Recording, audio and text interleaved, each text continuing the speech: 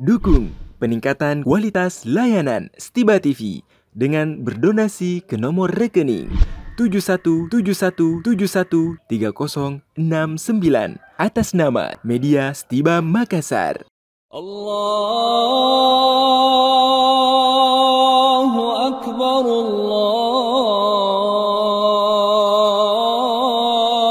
Akbar. Innal hamdalillah nahmaduhu wa nasta'inuhu wa nastaghfiruh wa na'udzu billah min syururi anfusina wa sayyiati a'malina. May yahdihillahu fala mudhillalah wa may yudlil fala hadiyalah. Wa asyhadu an la ilaha illallah wahdahu la syarikalah wa asyhadu anna Muhammadan abduhu wa rasuluh. Ya ayyuhalladzina amanu taqullaha haqqa tuqatih wa la tamutunna illa wa antum muslimun.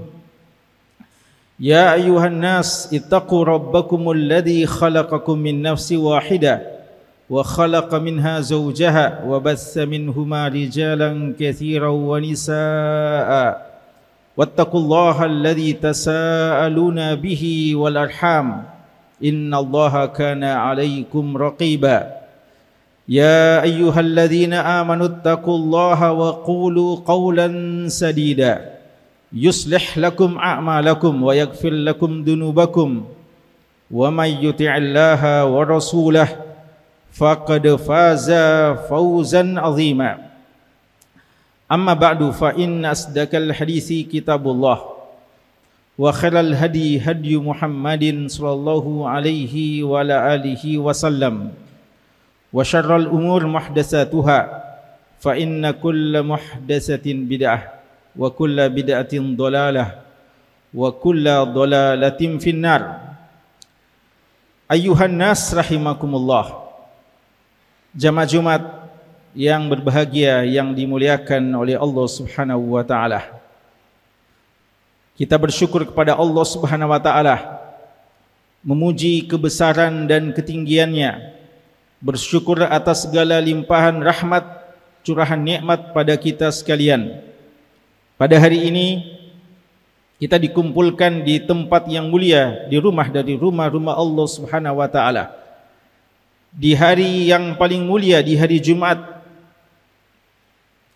dan di bulan yang mulia, bulan Dzulhijjah, yang merupakan salah satu bulan di antara bulan-bulan haram, bulan-bulan yang diagungkan oleh Allah Subhanahu wa taala. Kita berada di awal Dzulhijjah, hari-hari terbaik selama setahun. Semoga Allah Subhanahu wa taala menganugerahkan kepada kita taufik untuk bisa memuliakan, mengagungkan hari-hari yang kita berada padanya saat sekarang ini. Jemaah sekalian, di antara persoalan terbesar pada seorang hamba adalah ketika hilangnya al-azamah pada hatinya, hilangnya ta'zim kepada Allah Subhanahu wa taala pada hati-hatinya, hilangnya pengagungan kepada Allah Subhanahu wa taala. Allah Subhanahu wa taala, dia adalah Al-Ali Al-Azim, dia maha tinggi lagi maha agung. Kemaksiatan yang begitu mudah dilakukan hari ini, persoalannya adalah hilangnya ta'zim kepada Allah Subhanahu wa taala. Kemalasan kita untuk beribadah, tidak tertariknya kita untuk melakukan ketaatan kepada Allah. Persoalan utamanya adalah hilangnya ta'zim kita kepada Allah Subhanahu wa taala. Bahkan dinistakannya agama ini, dinistakannya Nabi kita sallallahu alaihi wasallam, dan penistaan terhadap Al-Quran dan sekian banyak syariat-syariat Allah Subhanahu wa taala. Persoalan utamanya adalah karena hilangnya ta'zim kepada Allah Subhanahu wa taala. Jamaah sekalian, Allah Subhanahu wa taala dalam banyak ayatnya mengatakan, wa ma qadarullaha haqqa qadrih. Mereka tidak mengagungkan Allah dengan sebenar-benarnya pengagungan. Mereka tidak posisikan Allah, mereka tidak tempatkan Allah, mereka tidak agungkan Allah dengan sebenar-benarnya pengagungan. Dan Allah Subhanahu wa taala di surat Nuh di ayat ke-13 mengatakan, malakum la tarjuna lillahi waqara. Kenapa kalian tidak takut kepada Allah dengan sebenar-benarnya takut? Kenapa kalian tidak mengagungkan Allah dengan sebenar-benarnya pengagungan? Kenapa kalian tidak memuliakan Allah dengan sebenar-benarnya pemuliaan? Maka jamaah sekalian, syariat ini harus dibangun di atas dasar pengagungan kita kepada Allah. Tidak sekedar melaksanakan perintah atau menjauhi larangan, namun ta'zim kepada Allah, pengagungan kepada Allah hilang pada hati-hati kita. Dalam kesempatan khutbah ini kami akan mengingatkan beberapa hal terkait dengan persoalan ta'zim kepada Allah Subhanahu wa taala. Hadirin sekalian, di surat Al-Hajj, surat yang ke-22, dan ini di antara surat-surat yang kita baca hari ini, yang kita perlu untuk selalu atau banyak mentadaburnya di hari-hari ini. Hari-hari kita ini adalah hari-hari haji, maka sepatutnya kita banyak mentadaburi ayat-ayat Allah berkaitan dengan haji. Dan ini haji adalah salah satu ibadah yang mulia, salah satu rukun Islam yang terbesar, dan Allah Subhanahu wa taala untuk menunjukkan keagungannya, Allah menyebutkan satu surah dengan nama surat Al-Hajj, dan ini tidak kita dapatkan pada rukun-rukun Islam yang lainnya, diabadikan dalam satu nama surat dalam Al-Quran. Di surat Al-Hajj, surat yang ke-22, paling tidak 2 kali Allah Subhanahu wa taala mengingatkan akan pensyariatan pengagungan kepada Allah, dan mengingatkan kepada kita sekaligus memotivasi kepada kita mulianya orang-orang yang mengagungkan Allah Subhanahu wa taala. Di ayat ke-30 Allah Subhanahu wa taala mengatakan, wa may yu'azzim hurumatillahi fahuwa khairun lahu 'inda rabbih.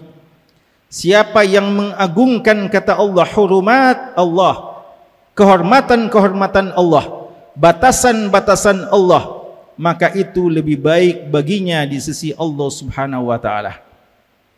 Dan di ayat ke-32-nya Allah Subhanahu wa taala mengatakan, wa may yu'azzim sya'airallah fa innaha min taqwal qulub.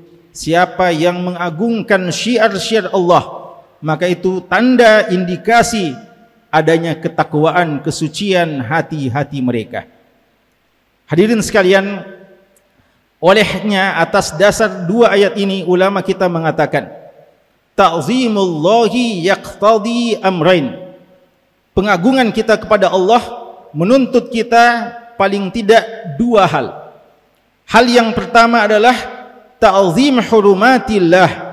Kita mengagungkan batasan-batasan Allah. Ibnu Katsir rahimahullahu taala menyebutkan di antara tafsir dari ayat ini adalah meninggalkan maksiat-maksiat yang Allah larang, meninggalkan dan jauh dari hal-hal yang telah Allah tetapkan dari batasan-batasan Allah Subhanahu wa taala.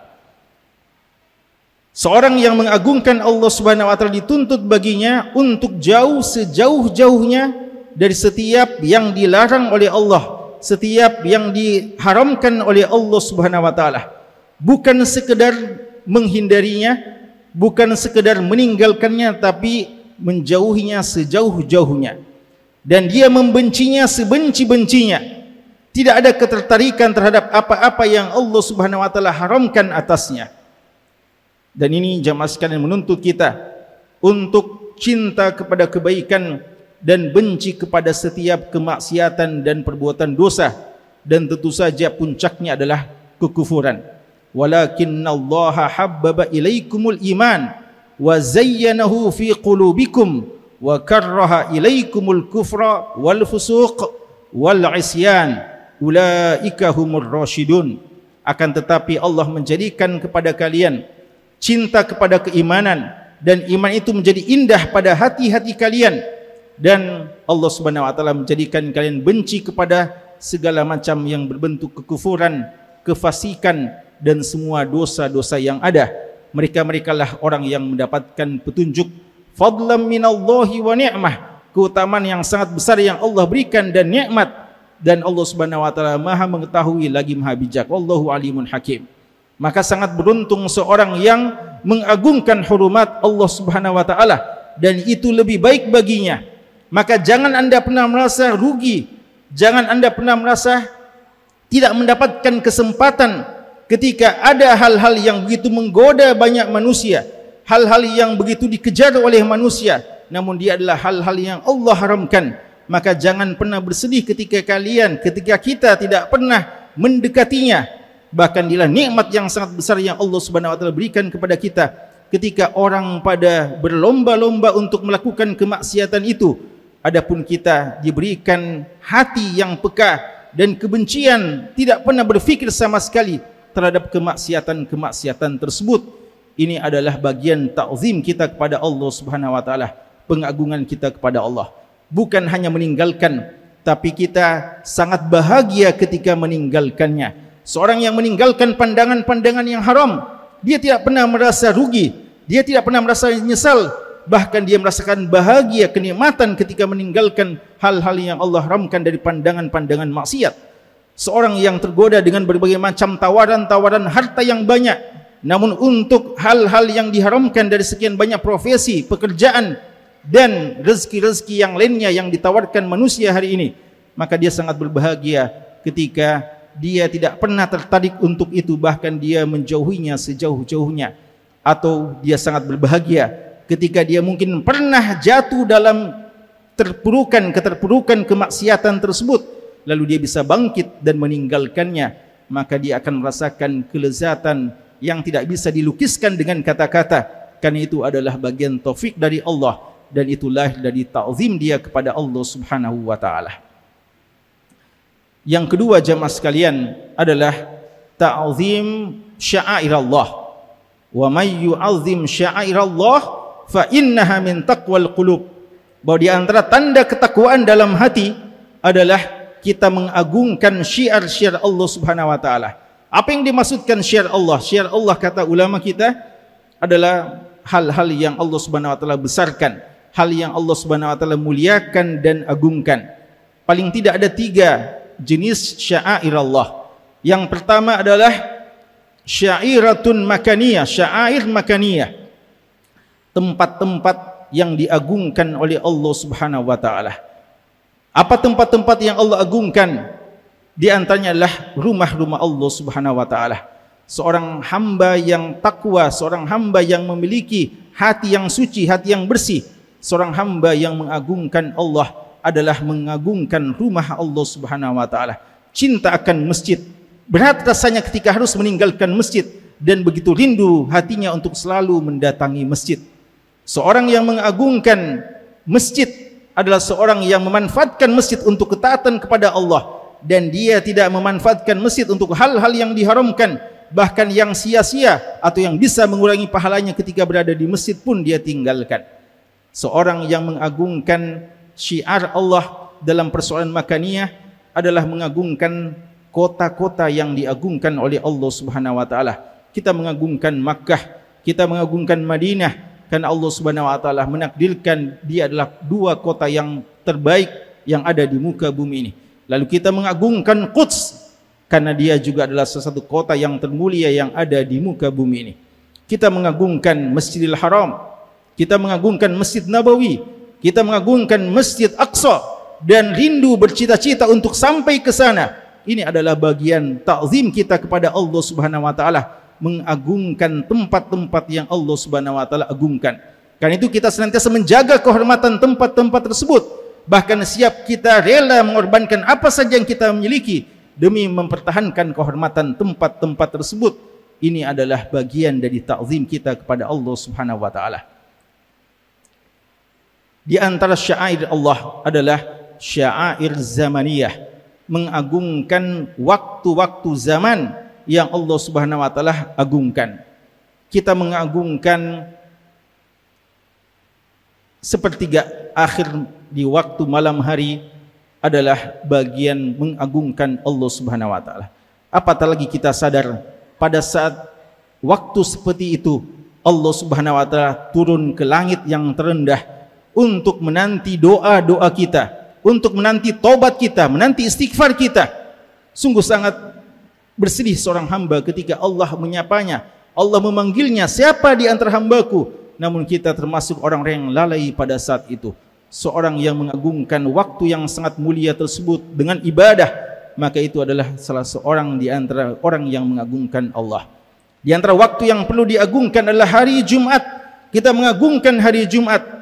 Ulama kita di antara Ibnu Qudamah mengatakan di antara bentuk pengagungan kita terhadap hari Jumat, sejak sehari sebelumnya kita sudah siapkan untuk hari Jumat. Dan di antara pengagungan kita terhadap hari Jumat, kita hadir untuk melaksanakan solat Jumat dalam keadaan yang paling siap dan dalam keadaan sukacita berbahagia dengan ibadah yang sangat mulia di hari ini. Di antara waktu yang perlu kita agungkan adalah bulan suci Ramadan. Di antara waktu yang paling kita perlu agungkan di bulan suci Ramadan, 10 malam terakhir. Di antara waktu yang perlu kita agungkan adalah 4 bulan yang terhormat, 4 bulan yang agung. Ashhurul Hurum, bulan Rajab, bulan Dzulqa'dah, bulan Dzulhijjah, bulan kita ini, dan bulan Muharram. Dan di antara waktu yang paling perlu kita muliakan di bulan Dzulhijjah adalah 10 hari pertama bulan Dzulhijjah dan 3 hari setelahnya. Kita agungkan dengan melaksanakan apa yang harus kita laksanakan dari ibadah-ibadah yang telah disunnahkan oleh Nabi kita sallallahu alaihi wasallam. Adapun jika datang waktu-waktu yang mulia seperti saat sekarang ini, lalu kita hadapi dengan biasa-biasa saja, kita hari ini sama dengan kita di hari-hari sebelumnya, maka ini menunjukkan hilangnya pengagungan kita atau minimnya pengagungan kita terhadap waktu yang sangat Allah muliakan ini. Hadirin sekalian, kemudian yang ketiga adalah syairah ta'abbudiyah. Di antara yang perlu kita agungkan adalah syiar-syiar ta'abbudi yang Allah jadikan sebagai bagian dari ibadah kita. Kita agungkan Al-Quran, mengagungkan kitab suci. Kita agungkan Quran, kita membacanya dan kita bersuci sebelum kita memegangnya. Kita mengagungkan Al-Quran dengan mentadabburinya, berusaha memahami apa yang Allah katakan dalam ayatnya, dan kita mengagungkan dengan mengamalkannya dan menyebarluaskannya. Ini adalah bagian pengagungan kita terhadap syiar-syiar Allah Subhanahu wa taala dan pengagungan kita kepada Allah. Kita mengagungkan nabinya, kita mencintai Nabi Muhammad sallallahu alaihi wasallam yang Allah katakan wa rafa'na laka dzikrak, kami angkat namamu, kami agungkan nama wahai Muhammad. Maka kita agungkan Nabi Muhammad sallallahu alaihi wasallam. Kita mencintainya, lebih kita cintai daripada orang tua kita, lebih kita cintai daripada anak-anak keturunan kita, bahkan lebih kita cintai daripada diri kita sendiri. Itu adalah bagian kita, bagian pengagungan kita kepada Allah Subhanahu wa taala. Kita cinta kepada beliau, maka kita berusaha meneladani beliau, dan kita cinta kepada beliau, kita perjuangkan sunnah-sunnah dan dakwah yang telah beliau kumandangkan, dan kita cinta dan mengagungkan Allah dengan jalan siap mengorbankan jiwa dan harta kita untuk membela Nabi kita Muhammad sallallahu alaihi wasallam ketika dinistakan, ketika dihinakan oleh mulut-mulut, oleh siapa saja yang membenci beliau. Dan Allah telah menjamin, inna syani'aka huwal abtar, sesungguhnya para pembencimu akan binasa. Sejak dahulu hingga sekarang begitu banyak orang yang bergantian menghina beliau, hilang di telan zaman, tidak lagi dikenal kecuali sebagai manusia-manusia yang hina.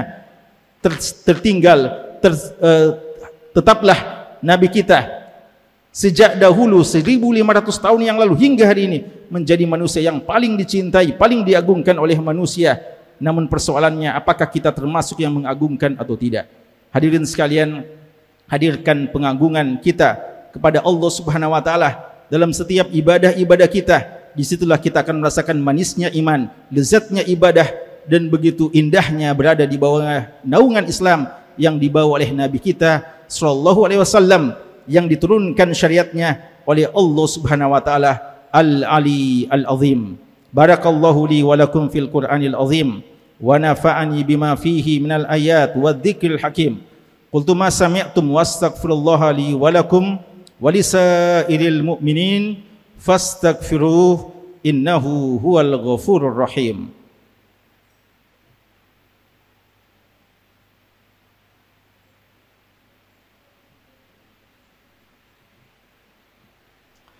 Alhamdulillahi ala ihsanih wa syukru lahu ala taufiqihi wa amtinanih wa ashhadu an la ilaha illallah ta'ziman li sya'nih wa ashhadu anna Muhammadan abduhu wa rasuluh ad-da'i ila ridwani sallallahu alaihi wa ala alihi wa sahbihi wa ikhwani. Hadirin sekalian, sebagai penutup, khutbah penutup, manusia terhadap syiar Allah terbagi tiga. Yang pertama, yang tidak mengagungkan sama sekali syiar-syiar Allah Subhanahu wa taala. Tidak mengagungkan masjid, tidak mengagungkan tempat-tempat yang Allah agungkan, bahkan cenderung untuk lebih cinta kepada tempat-tempat yang dilarang oleh Allah Subhanahu wa taala. Sebagian datang waktu-waktu yang mulia, bagi mereka suatu hal yang biasa saja. Datang Ramadan, datang Dzulhijjah, datang Muharram, berlalu begitu saja tanpa ada ibadah yang bertambah pada dirinya. Kelompok yang kedua adalah orang-orang yang mengatakan mengagungkan syiar Allah, melakukan berbagai macam kegiatan-kegiatan dengan dalih mengagungkan syiar Allah. Namun kelompok ini kadang melakukan hal-hal yang tidak dicontohkan, tidak disunnahkan oleh Nabi SAW, melakukan hal-hal yang bid'ah, hal-hal yang sudah jelas sunnah ditinggalkan, lalu mereka menyibukkan dirinya, mengorbankan harta dan tenaganya untuk sesuatu yang tidak disyariatkan oleh Allah Subhanahu wa taala. Ta'zimnya terhadap syiar Allah mendapatkan apresiasi, namun kekeliruannya terhadap amalan-amalan yang menyelisih sunnah ini yang akan menjadi persoalan baginya. Dan yang ketiga adalah mereka yang begitu mengagungkan Allah, mengagungkan syiar-syiarnya dengan hatinya dan dengan perbuatannya. Maka jamaah sekalian, inilah kelompok yang kita berupaya untuk menjadi termasuk di antara mereka. Datang kepada kita 10 hari pertama bulan Dzulhijjah, maka jangan kita sia-siakan hari-hari yang sangat mulia ini. Hari-hari yang tidak sedikit ulama kita mengatakan lebih afdal beramal soleh di hari-hari ini melebihi amal-amal soleh yang kita lakukan di bulan suci Ramadan. Mari kita pasang tekad baik-baik, tidak lewat hari-hari yang mulia ini kecuali kita telah mencatat prestasi di sisi Allah, prestasi-prestasi yang terbaik, lalu kita melaksanakan ibadah dengan penuh semangat, dengan semangat berlomba-lomba dalam kebaikan, dan hadirkan kekhusyuan, hadirkan pengagungan kepada Allah dalam setiap kata-kata yang baik yang kita ucapkan dan dalam setiap perbuatan-perbuatan ibadah yang kita laksanakan. Semoga Allah Subhanahu wa taala memberkahi umur kita dan menjadikan kita hamba-hamba yang senantiasa mengagungkannya, dan Allah akan mengagungkan hamba-hambanya yang mengagungkannya. Al-jazaa'u min jinsil amal, balasan senantiasa sesuai dengan amalan yang kita lakukan. Hadirin sekalian, di antara keagungan hari Jumat, kita diperintahkan untuk banyak beribadah dan juga kita diberikan kesempatan untuk banyak berdoa kepada Allah Subhanahu wa taala. Nabi kita sallallahu alaihi wasallam telah mengabarkan di hari Jumat ini ada satu waktu kapan seorang hamba berdoa pada waktu tersebut, semua yang dipintanya akan dikabulkan oleh Allah Subhanahu wa taala. Juga Nabi kita sallallahu alaihi wasallam mengabarkan bahwa di hari yang mulia ini Allah Subhanahu wa taala akan menyediakan pahala yang paling besar berlipat ganda bagi mereka-mereka yang memperbanyak salam dan salawat kepada beliau. Allahumma salli ala Muhammadin wa ala ali Muhammad kama sallaita ala Ibrahim wa ala ali Ibrahim wa barik ala Muhammad wa ala ali Muhammad kama barakta ala Ibrahim wa ala ali Ibrahim fil alamin innaka Hamidum Majid. Allahumma ighfir lil muslimina wal muslimat wal mu'minina wal mu'minat al ahya'i minhum wal amwat ya sami' qarib mujibud da'awat. Rabbana zalamna anfusana wa illam taghfir lana wa tarhamna lanakunanna minal khasirin. Rabbana la tuzigh qulubana ba'da idh hadaitana wa hab lana min ladunka rahmah innaka antal wahhab. Allahumma aslih lana dinana alladhi huwa ismatu amrina wa aslih lana dunyana allati fiha ma'ashuna wa aslih lana akhiratana allati fiha ma'aduna waj'alil hayata ziyadatan lana fi kulli khair waj'alil mauta rahatan lana min kulli syarr. Rabbana ighfir lana wal ikhwanina alladhina sabaquna bil iman wa la taj'al fi qulubina ghillan lil ladzina amanu. Rabbana innaka ra'ufur rahim. Allahumma izzal islama wal muslimin wa ahlikil kafarata wal musyrikin wa dammir a'da'aka a'da'ad-din ya qawi ya aziz ya qahhar. Rabbana hab lana min azwajina wa dhurriyyatina qurrata a'yun waj'alna lil muttaqina imama. Allahumma wafiqna lil a'mal as-salihah fi hadhil ayyam. Allahumma taqabbal minna jami' a'malina ya rabbal alamin. Rabbana atina fid dunya hasanah wa fil akhirati hasanah wa qina adzabannar. Allahumma inna nas'aluka husnal khatimah. Allahumma arzuqna husnal khatimah ya rabbal alamin.